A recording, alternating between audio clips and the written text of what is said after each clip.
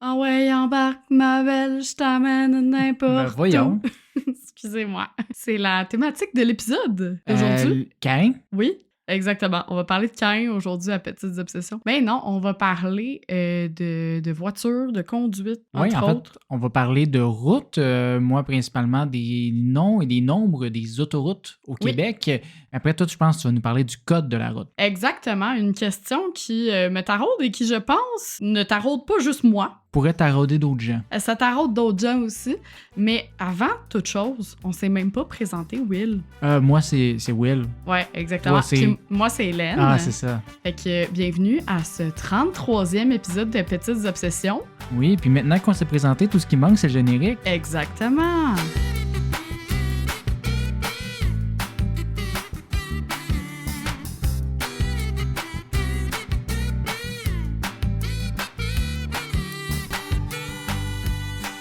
Aujourd'hui, Hélène, rendu au 33e épisode, je pense que c'est le moment que je dois officiellement avouer ma stupidité. Oh mon Dieu. Tu vas me dire que c'était flagrant au fil des épisodes, mais bon, il est jamais trop tard pour être honnête avec soi-même, là. Ça fait effectivement un petit bout que j'ai remarqué qu'il te manquait peut-être 2-3 neurones. Ouais, ben c'est ça. Ben, on essaye d'y combler de temps en temps ces neurones-là. Mais aujourd'hui, je me suis posé des questions par rapport au nom et au nombre de nos routes nationales et leur origine. Mon résumé de la situation après avoir lu sur le sujet, c'est ben voyons que j'ai pas pensé à ça avant. Je suis sûre que je vais avoir la même réaction. Ben probablement, puis c'est ça je me dis, je dois pas être le seul dans tout ça qui ne savait pas. Fait que j'ai décidé de partager aujourd'hui avec vous, puis comme ça on pourra tous être cons ensemble. Ah! Ben moins cons, parce qu'on Un était cons. consensus de cons. C'est ça, exact. De base, c'est peut-être relié au fait que je suis haché en géographie, mais je me souviens rarement des noms de routes. Tu sais, je sais le chemin que je prends, mais je suis jamais trop sûr du nom de la rue ou du nombre de l'autoroute tu sais, sur laquelle je suis. Tu sais le chemin que tu prends, mais tu sais pas revenir. T'as pas le sens de l'orientation. Non, mais il y a des endroits très spécifiques où je sais aller. Ah ben. Mais après ça, si je vais quelque part de nouveau, il n'y a aucune chance que je m'en souvienne. La seule autoroute que je connais avec certitude, c'est l'autoroute 40, parce qu'elle longe ma ville natale de Berthierville, Oui. ce qui m'a permis de me rendre à Trois-Rivières et à Montréal toute ma vie. Puis maintenant, on habite aussi à côté de l'autoroute métropolitaine, donc l'autoroute 40. Fait que c'est la seule que je connais. Le reste, je suis toujours un peu confus. Ça doit être parce que c'est la route de Berthier. Ben, c'est plus le chemin du roi, là. Oui, mais écoute, c'est la route de Berthier. Pour moi, dans mon cœur. Arrête de t'approprier toute chose du Québec. OK, ben le chemin du roi aussi, d'abord. C'est un autre chemin que je connais. Par contre, avec ces nouvelles informations, j'ai quand même l'impression que mon avenir sera beaucoup plus simple. Donc, première information à savoir, pour se démêler, tout est lié à notre bon vieux fleuve Saint-Laurent. Du coup, les routes parallèles au fleuve ont généralement un nombre pair, tandis que celles perpendiculaires ont un nombre impair. OK. Mais il faut que tu saches c'est où le fleuve, parce que moi, j'ai un petit truc, là. Si vous êtes meilleur que toi, c'est ça, en géographie, là, si vous êtes quand même pas super. Nord-sud, c'est des nombres impairs et est-ouest, c'est des nombres pairs. Oui, ben c'est le même truc. Mettons, en regardant la map, tu peux te fier au fleuve pour bien le voir. Mais oui, effectivement, ouest, est, en tout cas, les points cardinaux et le sens du fleuve sont deux bons trucs, mais c'est effectivement un peu la même chose. Mm-hmm. Tu sais, ça a du sens quand on pense justement à la 40 qui fait Montréal-Québec versus l'autoroute 15 qui fait de la Colle jusqu'à Sainte-Agathe-des-Monts. Fait que perpendiculaire. Affirmatif. Après, c'est bien beau, mais on retrouve quand même des autoroutes numérotées de 1 à 99 et de 400 à 999. Fait que, tu sais, il y a quand même un bon gap. Comment sont déterminés ces chiffres-là? Ben, tout simplement, là, c'est là le bout que ça fait mal de ne pas l'avoir réalisé, en nombre croissant. Hein? Oui, parce que, mettons, tu prends l'autoroute 30. Ouais. Qu'est-ce que son chiffre nous indique? Ben, tout simplement qu'elle se trouve entre l'autoroute 40 et l'autoroute 20.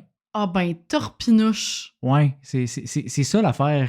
Je me trouve vraiment con de ne pas l'avoir marqué. Mais tu sais, c'est sûr que c'est un peu contre-intuitif parce que la 30, il y a un bout est comme pas entre, est un peu au-dessus, même égal à la 20. Ouais. Mais tu sais, après ça, elle longe vraiment plus sur le bord du fleuve, tandis que la 20, elle, est beaucoup plus loin. Puis elle suit, tu sais, comme elle puis la 40 sont comme dans le même ordre, mais de chaque bord du fleuve. La 20 est comme plus en bas, après t'as la 30, après t'as la 40. Mais tu sais, puis là, t'as la 10 en dessous aussi. Oui, effectivement, la 10 que j'ai pris quasiment toutes les fins de semaine pendant 5 ans de ma vie. C'est ça. Voir, fait que quand on te laisse, là, tu montes. Ben, torpinouche. Hein? Avoue que c'est fou. Je vais me coucher moins niaiseuse ce soir. Puis là, tu sais, on peut se dire que l'autoroute 10 aurait dû être un chiffre impair aussi, mais bon, on voit quand même que la progression, C'est du 10 à la 50. Là. Donc, la progression est du sud au nord. Pour ceux au chiffre impair, c'est d'ouest vers l'est. OK. Si on prend, mettons, l'île de Montréal, Ouais. là, encore une fois, je me trouve vraiment compte pour avoir réalisé que si tu regardes en ordre, ça fait la 13, la 15, la 19, la 25, d'ouest en est sur l'île. Ben oui, c'est vrai. La 13 en passe dans l'ouest de l'île, puis la 25 est dans l'est complètement. Ouais. Oh my God! Ouais. C'est ça. Fait que je me trouvais vraiment cave, mais voilà. On dirait que j'ai comme débloqué une nouvelle partie de mon cerveau. On va avoir un consensus. C'est ça. Qu'en est-il des autoroutes à 3 chiffres? Eh bien, c'est les routes qui partent d'une autoroute et qui dévient vers leurs propres horizons. Il y a par contre une classification, encore une fois, selon si le chiffre commence par un chiffre pair ou impair. OK. Je t'explique. Si une route commence par un 4 ou un 6, c'est qu'elle est parallèle à l'autoroute originale. OK. Fait que la 640, elle dévie de la 40, mais elles se suivent. C'est pour ça le 40 après. C'est ça. Parce qu'il y en a une qui continue sur Montréal, puis l'autre qui va dans Laval, mais ils se suivent. On appelle ça des voies de déviation. Fait que ça dévie, mais ça suit. Fait que là, celle-là commence par un chiffre pair. Je comprends. Les chiffres impairs, donc 5, 7 et 9, eux sont appelés les voies collectrices. C'est des routes qui partent aussi de l'autoroute, mais qui sont généralement perpendiculaires à leur autoroute mère. Genre la 520. Exact. À part dans le sens à 90 degrés. Est-ce que je catch vite? Hey, t'es pas hot. Les fins renards auront remarqué qu'il y a un gap de 100 à 399. Ouais, what's up avec ces nombres-là? On les aime pas au bûcher? Qu'est-ce qui se passe là? Ben, si on creuse dans nos méninges, ben c'est nos routes nationales et régionales. Oui. C'est comme la 138, la 158. La 135. Exact. Ouais. Les routes nationales sont entre 100 et 199. Donc, les routes qu'on vient de parler, c'est les routes nationales. Ouais. Après ça, il y a les routes régionales. Celles qui sont au sud du fleuve sont numérotées de 200 à 299 et celles au nord du fleuve sont de 300 à 399. Oh! Fait que tu verras pas une route logique dans les 200 sur la rive nord. Au nord. Dans le reste, ces routes-là suivent les mêmes règles que les autoroutes, c'est-à-dire pair pour les routes d'ouest en est et impair pour du nord au sud. Fait que, par exemple, tu as la 101 qui est en Abitibi. Ouais. Et la 199 aux îles de la Madeleine. Fait que vraiment, ça le parti à gauche complètement du Québec jusqu'à la droite complètement. Ouais, d'ouest en est. Oh, mais je fais des synonymes pour les gens pas bons comme moi. Des synonymes? Mais oui, ouest. Je pense que tu veux dire des métaphores. Plutôt. Non, l'ouest, c'est à gauche. Voilà. Mais c'est pas un synonyme. Ça dépend, t'es où dans l'univers? Ah, mais sur la map, quand tu regardes là, sur Google Maps. Là. Ouais, mais mettons que t'es pas bien centré. Je sais. Of course, il y a plein d'exceptions. C'est pas un système parfait, because, c'est établi par le gouvernement, mais ça met quand même un peu d'ordre dans tout ça et notre système outil semble tout d'un coup un peu plus beau. Ceci étant dit, il y a un autre élément qui me chicotait mon esprit de dom-dom, c'est-à-dire le fait que nos autoroutes ont aussi des noms et non juste des chiffres. Eh oui, il faut bien leur rendre hommage à ces ponts qui s'écroulent. Oui, mais l'affaire, c'est que, mettons, on reprend encore l'autoroute 40, parce que c'est la seule que je connais. Elle s'appelle aussi l'autoroute Félix-Leclerc. Oui. Puis devient l'autoroute métropolitaine. À Montréal, oui. À Montréal. Ou on peut prendre l'autoroute des Laurentides, la 15. Oui. Qui devient l'autoroute des Caries à Montréal. Ouais, mais en même temps, des Caries est comme divisée, tu sais, elle est pas... c'est pas une ligne continue. Genre, t'arrives à 40, puis là, faut que tu fasses un petit 500 mètres, mettons. Félix-Leclerc, c'est un bout avant l'île, puis après l'île. Ouais, mais c'est parce que Montréal est trop spécial. Ben, c'est ça. Ben, pourquoi? Fait que c'était ça ma question. Ben, parce qu'il est spécial. Qu'est-ce que tu veux que je te dise? Ben, en fait, comment marchent ces noms-là? Ben, il faut dire que les autoroutes du Québec n'ont comme nom officiel que leur chiffre selon le ministère des Transports. Donc, les noms qu'on vient de me nommer là ne sont pas officiellement le nom de ces autoroutes-là. C'est vraiment juste les chiffres. Fait que genre, il y a un communiqué de presse...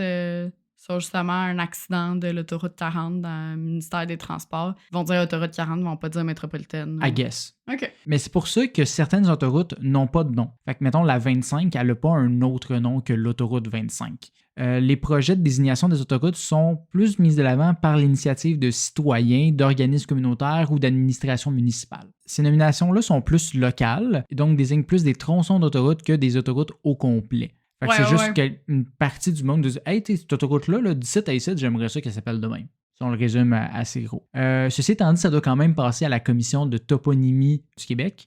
Puis, ben, ils ont quand même certains critères. Tu sais, tu peux pas décider que ton autoroute s'appelle Julien Lacroix ou Joseph Staline. On peut-tu l'appeler Petites Obsessions? Imagine, on a une autoroute à notre nom. Dans ta face, Mike Ward. Ben, il va nous falloir un peu plus de notoriété parce que justement, il faut respecter un équilibre entre la notoriété du personnage et l'importance du lieu à nommer.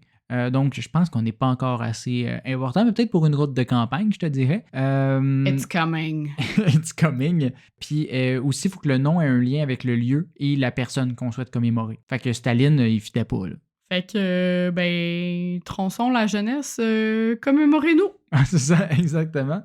L'attribution d'une désignation commémorative nécessite aussi la consultation de la communauté qui vit à proximité du lieu choisi. Donc, la désignation doit faire l'unanimité locale et régionale avant d'être envoyée au ministère des Transports. Le ministère doit ensuite assurer une cohésion quand même dans la signalisation, même si c'est pas dans le nom officiel. Ils peuvent l'indiquer sur des pancartes, mais essayer que ça soit pas contradictoire, que l'autoroute n'ait pas 4 noms dans la même région. Ben là, pourquoi faire simple quand tu peux faire compliqué? Non, mais là, maintenant, il faut pas trop mêler le monde. Confuse. Du coup, j'aimerais ça faire un tour rapide sur certains noms d'autoroutes et le pourquoi du comment de celle-ci. L'autoroute Jean-Lesage, mettons, qui désigne une partie de l'autoroute 20. Son nom a été sélectionné pour 2 raisons. 1, la majorité de l'autoroute a été construite pendant qu'il était premier ministre du Québec. Puis 2, il est considéré comme le père de la Révolution tranquille. Tu sais, je pense pas pire comme achievement. Tu mérites ton bout d'autoroute. Ouais, merci à toi, Jean. Grâce à toi, on a pu payer la dîme à l'église. C'est ça. L'autoroute Félix-Leclerc, elle, représente 327 km de l'autoroute 40. Pas trop de lien avec la région parce qu'il est né à Latuc, Félix. Donc, pas dans le bout qui traverse. Un petit gars de ta région ma région, famille. Ma grand-mère habite là. C'est pas moi tant que ça. Fait qu'il n'y a pas de lien géographique, mais I guess qu'être le plus grand poète de l'histoire du Québec, ça a comme fait que, on va l'accepter n'importe où. Puis surtout, on va lui donner 327 km. Ouais, pas genre un petit 5 km. Là. Ouais, mais Jean-Lesage, il y en a 437, il y en a plus. Mais je te rappelle, on a pu payer la dîme grâce à lui. J'avoue. On a aussi l'autoroute Joseph-Armand-Bombardier, le père du skidoo, qui désigne une centaine de kilomètres de l'autoroute 55. La désignation de l'autoroute en son honneur voulait souligner en 2004 le 40e anniversaire du décès de l'homme né en Estrie, donc d'où l'autoroute 55. En Estrie, tout s'appelle Joseph-Armand-Bombardier. Mais il y a un centre de recherche à Sherbrooke à l'université, parce que j'ai été à l'université de Sherbrooke. Il y a une bourse, il y a en tout cas plein d'affaires Joseph-Armand-Bombardier. Il y a une partie de l'autoroute 20 qui s'appelle aussi l'autoroute du souvenir. Oui. Ça a été proposé en 2005 pour souligner les 60 ans de la fin de la Deuxième Guerre mondiale. On a le don de se souvenir au Québec, hein? Oui, puis moi j'ai le don de plugger une des guerres mondiales dans un épisode. Sainte! Tout le temps. J'avais oublié que c'était ça ton thing. C'est ça, c'est comme ma mission de vie, là, toujours parler des guerres. C'est ton fantasme. Un peu.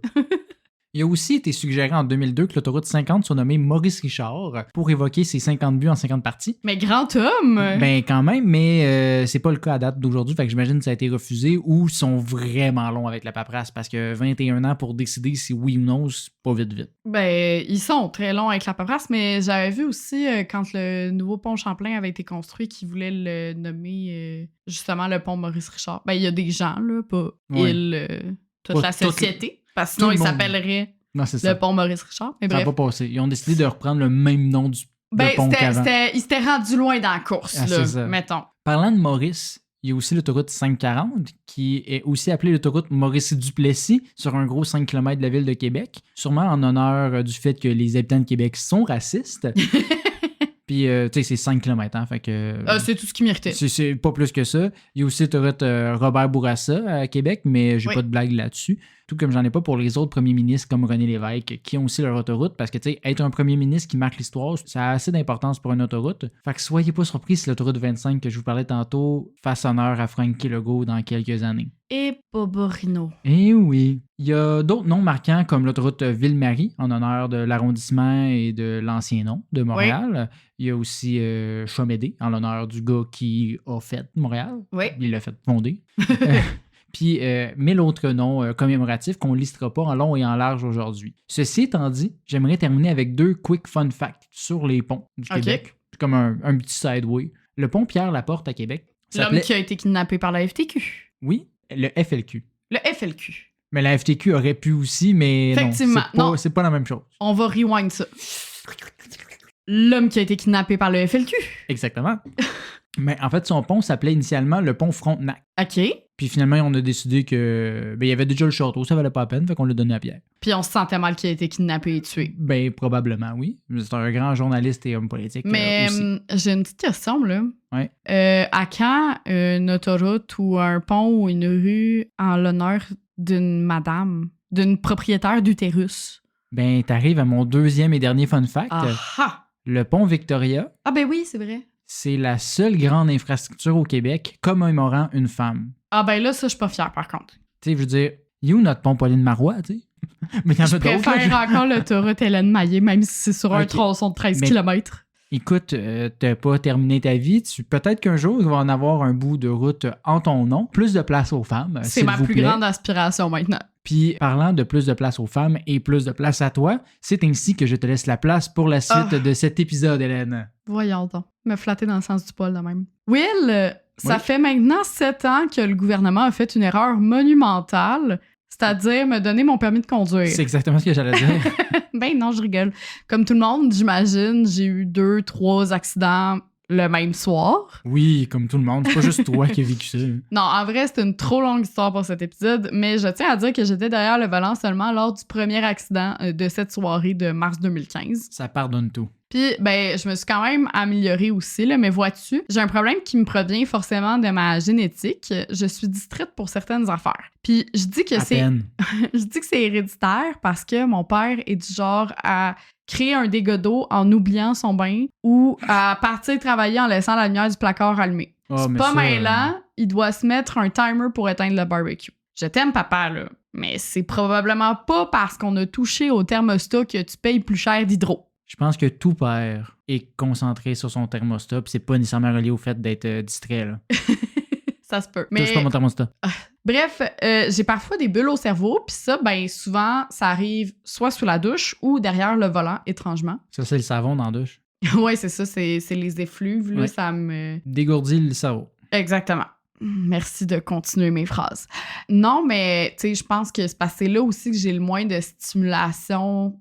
Je veux pas dire externe parce qu'en voiture, j'ai des stimulations externes, mais j'ai moins de stimulation technologique, mettons, avec mon téléphone ou trucs comme ça. Bref, une des premières réflexions qui m'est venue, c'est quand j'ai commencé à conduire dans d'autres villes, genre à Sherbrooke, en France ou encore à Mario Kart. Chose à laquelle je ne suis pas très bonne non plus. Oui, c'est ça, c'est plus difficile Mario Kart que la vraie vie. Oui, telle une vraie Montréalaise qui a appris à conduire à Montréal, j'assumais que le code de la route était partout pareil.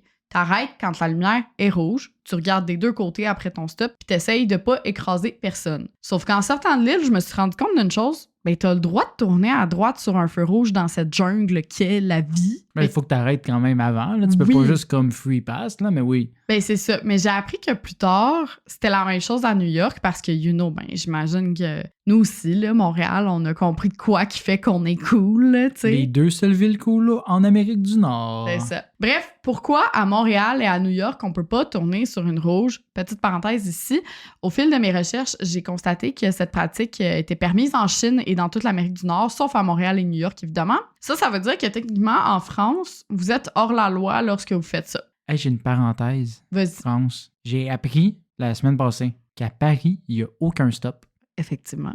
C'est très rare les stops en France. C'est tous des ronds-points. On dirait, ouais, c'est ça, mais j'avais comme juste pas réalisé. On est allé, puis j'ai comme pas réalisé parce que on dirait que c'est quelque chose que tu prends pour acquis, l'existence de stop, mais il y en a juste aucun. Il y en avait un avant, mais ils l'ont enlevé. En même temps, c'est mieux que tu prennes ça pour acquis que, je sais pas, genre ta blonde ou ton chum ou quelque chose comme ça, là. Ben voyons, on dirait un message. Ben non! Bref, techniquement, en France, vous êtes hors la loi lorsque vous faites ça. Mais en fait, pas vraiment. C'est juste que c'est appliqué sous forme de céder le passage. C'est d'ailleurs comme ça dans tous les pays appliquant la Convention de Vienne sur la signalisation routière. En gros, là, tu dois faire un arrêt au feu rouge, vérifier ton environnement, te concentrer sur la conduite et tu peux passer si la voie est dégagée. C'est souvent marqué d'une flèche jaune-orange clignotante. Puis elle est là la différence. Pour ça qu'il n'y a pas le stop. Exactement. La particularité aussi en France, c'est que cette flèche, elle existe aussi pour d'autres directions, soit aller tout droit ou à gauche. Puis après, on se demande pourquoi c'est un pays de fou. On a des flèches, nous aussi, mais elles sont vertes. Oui, mais eux, c'est des jaunes, oranges clignotantes. Genre, tu peux passer si la voie est dégagée. C'est chill, tu peux tourner à gauche. Ah, OK, ouais. Comment? Revenons chez nous. Saint-Louis-du-Haha, Les Boules, Grenville, Manche d'Épée, Cloridorme, Les Méchins, Moisy, Très Précieux Sang de Notre-Seigneur et Rivière-aux-Graines n'ont pas toujours eu ce luxe de pouvoir tourner sur une rouge. Pas parce qu'il n'y en avait pas dans leur village ou parce que leur nom était beaucoup trop funky, mais ça me tentait de les dire. Ouais, c'est ça, j'allais dire. C'était juste l'envie de me nommer ces villes-là particulièrement. Exactement. Mais parce qu'une loi devait être passée pour justement permettre à tout le Québec, dont ces villes-là, de pouvoir passer sur une rouge. Puis ben, ça me faisait bien rire de mentionner les noms de municipalités les plus étonnantes de notre belle province. Ça fait plaisir, c'est cadeau. Remontons un peu dans le temps où ni toi ni moi n'étions un projet de vie pour nos parents, ou en tout cas, je le pense. Les années 70. Et boy, tu sais, quand mon père avait 10 ans, là, oui. Exactement. En 1978, le gouvernement décide de rafraîchir le code de la route. Au téléjournal, le chef d'antenne Bernard de Rome lance la nouvelle en amont du reportage. Devrait-on autoriser le virage à droite au feu rouge? Il a toujours été là, Bernard. Ah, il a toujours été là. On Il était encore là dans nos cœurs. Oui, c'est ça. On veut vivre dans un monde où il est toujours là toute notre vie. Peut-être qu'avec le deepfake, on pourrait avoir un nouveau Bernard AI. Mais est-ce que ce serait vraiment éthique? Non, mais ça serait le fun. Ouais. Bref, devrait-on autoriser le virage à droite au feu rouge, pratique qui est d'ailleurs déjà en vigueur dans l'Ouest canadien et en Ontario? On est bien loin d'un consensus. On va y revenir là, à cette archive-là, mais grosso modo, d'un côté, on dit que c'est dangereux pour les piétons, puis de l'autre, on dit que ben, c'est dangereux en été quand les Américains, qui eux ont le droit déjà, ils viennent sur nos routes, puis ils savent pas que c'est interdit au Québec. Le débat refait surface au bulletin de nouvelles du 9 mai 1996 en comparant justement la situation entre Toronto et Montréal, parce qu'à Toronto, c'était autorisé. Ce n'est qu'en 2000 que le virage à droite au feu rouge a commencé à devenir a thing, peut-être parce qu'il croyait tellement au bug de l'an 2000 qu'il se disait que tant qu'à mourir, ben vivons notre vie à fond, hein, sautons en parachute, mangeons des peanuts même si on est allergique et tournons sur une rouge. Ben non. Ça me fascine le fait que, dans le fond, moi, dans ma tête, c'était l'inverse. C'est juste que c'était permis partout, puis qu'un moment donné, Montréal a décidé de l'implanter, mais c'était l'inverse. Ouais. Puis vu que ça fait comme 20 ans, ben nous, on était des petits bambins, puis on était juste comme, mais j'ai 6 ans, je le sais pas, qu'on pouvait pas tourner avant. Tu avais 6 ans, moi j'en avais 4. Au début du siècle, mon Dieu, on dirait que je parle d'une autre époque où j'étais pas née. Quand on était des bébés. Mais quand on était des bébés, le ministère des Transports du Québec a entamé des consultations publiques sur le processus de législation de cette idée, qui ont par la suite mis sur pied des projets pilotes. Et le 13 avril 2023, donc 20 ans dans quelques jours... Genre là. Ouais, ça marquera en fait justement les 20 ans où le virage à droite sur un feu rouge a été légalisé partout dans la province, sauf à Montréal. On est spécial. Ben non, ils peuvent quand même pas tout avoir, là, ces Moses-là, Montréal, là. Je dis ça, là, sauf que Montréal, c'est comme la grande sœur de toutes les villes que tu jalouses parce que tes parents t'obligent à faire quelque chose, mais ta sœur plus vieille... Elle a le droit. Elle a le droit de pas le faire. Mais elle a pas le droit. Ben c'est ça. En d'autres mots, Montréal, elle a eu le choix d'embarquer ou non dans le projet puis de laisser l'interdiction. Bien sûr, notre ville est trop spéciale pour faire comme les autres, justement. Mais en vrai, l'Office régional de la santé publique a étudié cette possibilité. Puis il en est ressorti que de lever cette interdiction augmenterait non seulement la circulation automobile, mais aussi le risque de blesser les autres usagers de la route, en particulier les piétons et les cyclistes. Ben, en tant que cycliste qui passe déjà proche de mourir à des lumières, même quand que c'est à moi de passer, quand même content qu'il ait mis ça, parce que sinon, genre, aucune chance que tu fais du vélo à Montréal. Là. Non, c'est ça, exactement. Ellipse temporelle, en 2015, donc il n'y a pas si longtemps que ça, la Direction régionale de la santé publique de Montréal a réétudié la situation et a conclu que c'était tout simplement impensable d'autoriser une mesure qui pourrait blesser ou engendrer des décès. Dans les mêmes archives de Radio-Canada dont je te parlais plus tôt, j'ai trouvé une phrase qui a attiré mon attention. Une dérogation qu'on justifie par la densité de la circulation routière, la sécurité des piétons et parfois même le tempérament des conducteurs. Et oui, notre caractère latin, donc non anglo-saxon, là. OK, pas latin, latino. Non, latin, genre vieille France, là, dans le fond. Ferait en sorte qu'on serait plus laxiste et on s'autoriserait d'autres petits contournements, genre pas faire l'air obligatoire avant de tourner. Ouais. Tu me surprends tellement en disant que les Français sont considérés rebelles. Hein? Ces gens qui sont en train de brûler des mairies puis de laisser les poubelles par terre. Non, c'est ça, tu sais, versus les anglo-saxons, genre à Toronto, ils ont plus une mentalité qui rejoint un peu les Allemands, là, tu sais, très by the book à suivre les règles et tout. Bref, dans ce reportage donc de 1978, il y a un individu moustachu prénommé Gérard Désiel. Ouf, je pensais qu'on revenait à Hitler, là. Non. Qui est interrogé par le journaliste Gaby Drouin sur la question. Gérard, il était entrepreneur électricien, très impliqué dans la Corporation des maîtres électriciens, en plus d'avoir été député libéral dans Saint-François de 73 à 76 et membre des Chevaliers de Colomb. Cette information n'a pas rapport, mais ça me faisait plaisir de la dire. Tous les messieurs dans ces années-là faisaient partie des Chevaliers de Colomb. Oui. En entrevue, on comprend que Gérard s'oppose fermement à l'application de cette mesure parce qu'il dit « Lorsqu'on le permet actuellement, l'automobile n'est pas en conflit avec le piéton. Il y a personne qui bouge en même temps, seulement le véhicule, donc c'est sécuritaire. On calcule chez nous, après avoir fait des études sur le sujet, que ce serait complètement à l'encontre de la sécurité des gens. Lorsqu'on le fait, c'est jamais au détriment des piétons. » Dans le même reportage, on se pose la question quant à l'économie de l'énergie. L'ingénieur de la ville de Montréal, Jacqueline Dumont, explique être arrivé à une économie d'énergie ridicule de 3 gallons à l'heure pour toute la circulation de la ville de Montréal. C'est pas tant que ça. Non, c'est ça, parce qu'en fait, Montréal, s'il l'avait autorisé, il y aurait comme 15% des routes où on pourrait virer à droite sur une rouge. Là, ça devient plus mêlant qu'autre chose. Exactement. Parce que les autres, ce serait vraiment pas sécuritaire. Genre, faudrait que tu passes 3 voies ou peu importe. Là. On pourrait se demander pourquoi c'est possible dans des villes comme Toronto, justement, ou Vancouver, mais pas à Montréal, où la circulation est relativement similaire, veux pas. Ben, c'est que la pratique a été mise en place bien avant que ce soit discuté au Québec, dans les années 40. Fait qu'il y avait pas encore de problème de circulation ou de densité de population. Là. Il était comme 4. Là. Fait que ça pourrait devenir un problème ou c'est peut-être déjà un problème. C'est juste que c'est trop tard, les gens ont la liberté. Ben, Gérard, justement, il dit « Essayez donc de l'enlever à cette heure quand vous l'avez permis pendant si longtemps. » Puis là, on se rappelle, il a dit ça en 78, ça faisait 40 ans. Mais là, on est comme 40 ans plus tard, là, encore. Là, ça fait presque 100 ans, tu comprends? Hey, les truckers vont arriver, puis là, ils vont klaxonner. Du côté des États-Unis, c'est que la moitié des États qui l'appliquent au début des années 70. Mais Gerald Ford, alors président des États-Unis, veut inciter les 25 autres États à embarquer dans le coup pour des questions justement d'économie d'énergie parce que lui, pour lui, il n'y a pas de petites économies. Ouais. Sans quoi, ces États, s'ils n'embarquent pas dans le projet, ben ils se verraient couper certaines subventions. Hein? Tu sais, quand la monnaie, c'est l'appât du gain, puis que non, on est dans une l'argument. société capitaliste, nous autres. Ah oui! Ah ben... Fait que dans tous les cas, le virage à droite à un feu rouge, c'est jamais obligatoire. Et ça, même si toutes les conditions de sécurité sont réunies. D'ailleurs, si tu décides de pas tourner sur une rouge puis que tu te fais klaxonner par un impatient, il pourrait recevoir une amende de 100 à 200 $ pour utilisation abusive du klaxon. Fait que gare à vous si vous êtes rageux au volant ou que vous avez tendance à klaxonner. On gagne jamais à ça. Non, c'est ça. Tandis que si tu respectes pas la signalisation d'une interdiction de virage au feu rouge, fait que mettons que tu tournes sur une rouge là où c'est interdit à Montréal ou que même tu fais pas ton arrêt obligatoire avant, tu risques une amende allant jusqu'à 200 $ et 3 points d'inaptitude.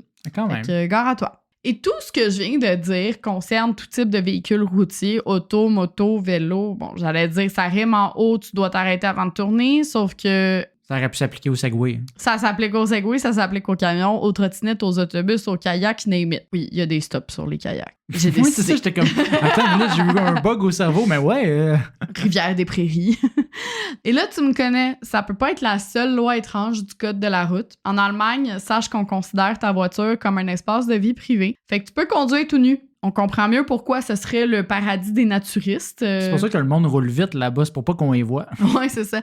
Par contre, si t'as un accident, les assurances ne te rembourseront pas si tu es pieds nus. Fait qu'assure-toi au moins de mettre des chaussures. Nu-batte en souliers. Puis, ben, évidemment, t'es obligé de te rhabiller là, avant de sortir de ta voiture parce que là, c'est comme dérangement de l'ordre public. Fait que faut que t'aies toujours ton petit pack-sac en arrière avec des bobettes. Exactement. Ça nous est tous déjà arrivé d'avoir une envie pressante en voiture et pas toujours accès à des toilettes, hein, Will? Oui. Habituellement, uriner en public, c'est passible d'une amende. En Angleterre, par contre, il semblerait que les autorités aient le bien-être de ta vessie à cœur parce que... C'est par la fenêtre? Non, c'est autorisé, mais à 2 conditions. Premièrement, il faut se soulager au niveau du pneu arrière de ta voiture. Spécifique. Et deuxièmement, ta main droite doit toujours toucher le véhicule.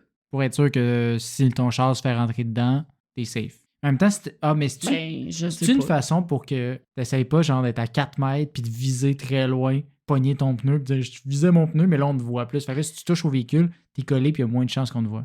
Ben ça, ou peut-être, tu sais, il y a des véhicules que si tu les touches, ils commencent à partir. Fait que t'assurer que tu pisses sur ton véhicule et pas le véhicule de quelqu'un d'autre. T'imagines? Je sais pas. Je sais pas. À investiguer. Investiguer. En Californie, tu peux pas sauter d'une voiture qui roule à 104 km/h. Mais peu importe, je te conseillerais de jamais sauter d'un véhicule, surtout s'il roule. Oui, le moins possible. C'est ça. C'est quelque chose à éviter à moins d'être cascadeur d'Hollywood. Mais ça me faisait bien rire que ce soit vraiment... À ce kilomètre-là, avant Ouais. ça, c'est correct. Exactement.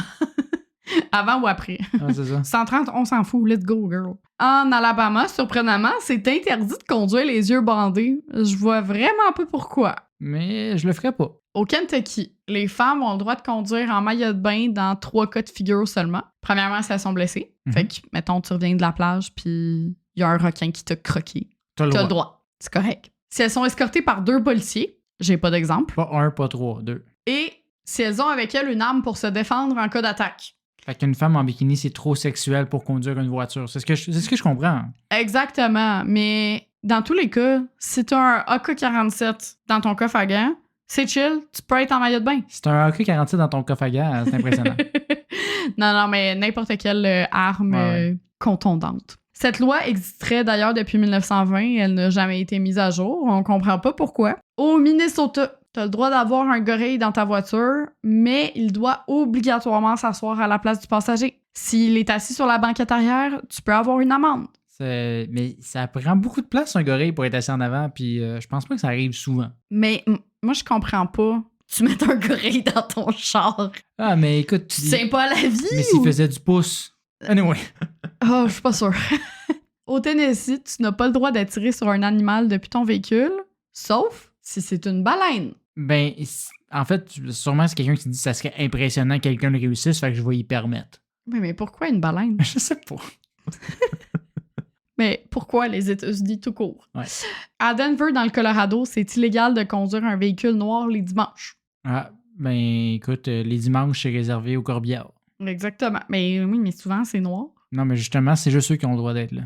Je pense pas, non. Mais en tout cas, toutes ces lois-là, je me demande vraiment, tout le temps comme, c'est quoi l'origine? Quelle situation de merde est arrivée pour qu'ils décident Faudrait de mettre qu'on ça? fasse un épisode bonus juste pour ça. Qu'on creuse plus, ouais. En Ohio, c'est illégal de tourner autour d'une place plus de 100 fois. Ben c'est creepy, hein, Chris, fait que oui, fais-le pas. Effectivement. En Alaska, surprenamment, t'as pas le droit d'attacher ton chien sur le toit de ta voiture. Ben non. Thank God! C'est une chance que ces lois-là existent. Rappelle-moi que si jamais on va à Chypre, de peut-être pas louer de voiture, parce que c'est tout simplement interdit de boire même de l'eau ou de manger et conduire en même temps. Fait faut que tu te mettes sur l'accotement, genre. Ouais, t'as pas le droit de conduire, tout court. Parce qu'il y a tellement d'accidents qu'ils sont comme, ben là, on va besoin de tes enlever... deux mains, ouais, on va enlever une distraction. C'est toujours moins pire qu'en Chine où il est tout simplement interdit de conduire en tant que touriste, vu que les permis internationaux ne sont pas acceptés. Ouais, tu dois soit faire affaire avec un chauffeur ou te déplacer, genre en autobus ou en train, des trucs comme ça. Au Japon, t'as pas le droit d'éclabousser les piétons. Correct. Je te dirais que... Tu devrais pas, point. Tu devrais pas, point, par civisme, mais au Japon, tu peux en plus avoir une amende. Ce qui est pas le cas ici, mettons. Aux Philippines, le code de la route est un peu fucked up parce que y a des interdictions selon le jour de la semaine et ton numéro de plaque d'immatriculation. Exemple... Ouais, ça, c'est pour contrôler le trafic, là. Ouais, c'est ça. Exemple, si ta plaque se finit par 1 ou 2, t'as pas le droit de conduire le lundi. OK.